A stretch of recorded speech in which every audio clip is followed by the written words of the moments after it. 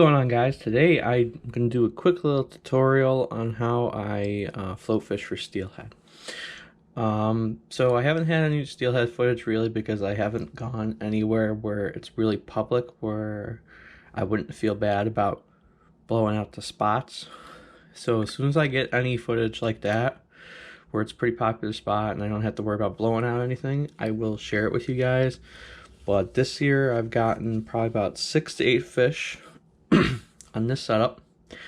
So we're gonna get right into the rod and reel setup I use, and then some of the baits and stuff you can use for steelhead.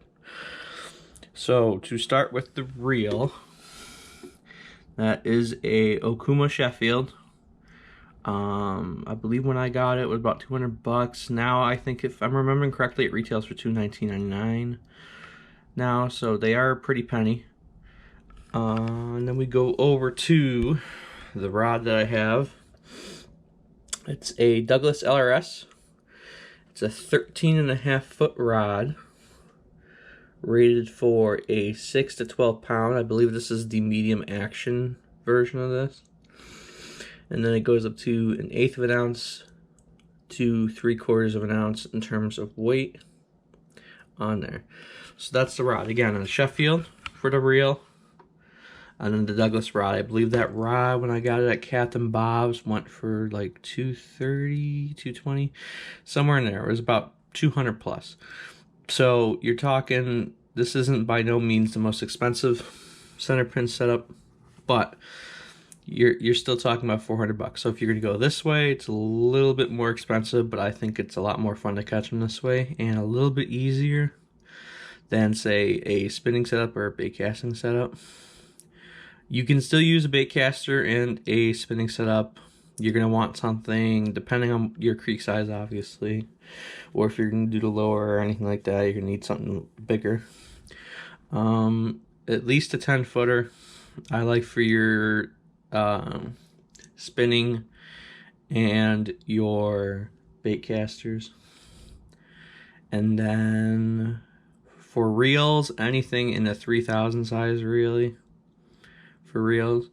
A couple good options for me personally were the Fluger President and the 35. That's a pretty decent reel with a good drag on it. And then some of the Bass Pro's reels are actually really nice for the price and the amount of drag you get on them. So to set it up now, what I have on the actual reel here, so the line right here, is a 12-pound monofilament. It's the Suffix Elite stuff. Does it really matter your monofilament? In my opinion, no, not really. They do make specific float line. Blood Run specifically makes its own specific line for Centerpin reels. You can do that. I've never had any problems with this line to justify going up and buying that line. So I just stick with a good old 12-pound Suffix Elite line. And then down here by my hook, this line right here, that's pretty much impossible to see on here, but that is actually 6-pound fluoro. I haven't found a fluoro that I prefer more over the other. So you can use Suffix. The red label stuff is pretty good. It goes for about like 14, 15 bucks. You can use Trilenes, and then Blood Run makes their own fluorocarbon too. I personally use the Blood Run stuff. It's some pretty nice stuff, but it's pretty expensive. I think it's like 17 or 18 bucks for 50 yards of it, whereas you can buy the red label Seagar for like 15. So it's just kind of a matter of what you'd like to do on that. So for your terminal tackle, I have for a hook, because I'm currently doing very well on eggs. There is or that's just my comfort bait right now, a size 12 hook. And then I throw one of my homemade egg sacks on there, which is pretty, I like it. They're a pain in the butt to make, but they're also just really satisfying getting a fish on something you handmade. So that one's got about 5 or 6 eggs in it. And white netting. So that one's gonna be good for your low and clear, nice white bag. Then I got some salmon color netting, again 4 to 5 eggs in there. Good for clear water. Then you get your blue, again good for your clear water, stuff like that. Then we got the good old chartreuse. This one looks horrible, so sorry about that. Let's go for dirty water. And then we got your good old pink, which is good for dirty water. Or colored up water, some slightly stained water, whatever it may be. So, you got, if you don't want to do the blood run floats, but Raven also makes some floats. You will need the tubing for it. I forget what the diameter surgical tubing you need for it. Ideally, I think the float I have on there right now is 11 grams. I have a couple other ones. This one's a 5.5.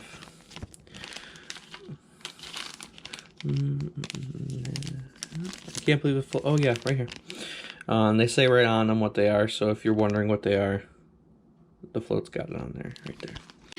So some lures and stuff I use for them. Already went over, I used the eggs, and then I am going to try to start learning to tie my own marabou jigs. So I went to Cabela's and got some jig heads and some marabou feathers. As soon as I really dial down how to tie up marabou jigs properly, I'll do a tutorial on here too with that. But I don't want to tell you guys how to do something without thoroughly knowing how to do it, so that's going to be a little bit. But pink, I like to use pink for ones that are already pre-made, and then white is another one of those good colors. And then if you want to try something else besides those two, a good alternative are actually trout beads. So color is just going to kind of be similar to your egg sacks. So if you're gonna do like pink for dirty water, chartreuse like these ones for dirty water, and then like peach beads and stuff like that for your clean water, or clearer water I should say. But aside from that, that's pretty much the lowdown on my setup and how my beginning tips for your steelhead fishing. Thanks for watching, and if you could, please leave a like, comment, and a subscribe. And if you have anything that I might have forgotten, or even better equipment or better tips on how to what I should have said in the video or anything like that, feel free to leave them in the comments. Thanks for watching, guys.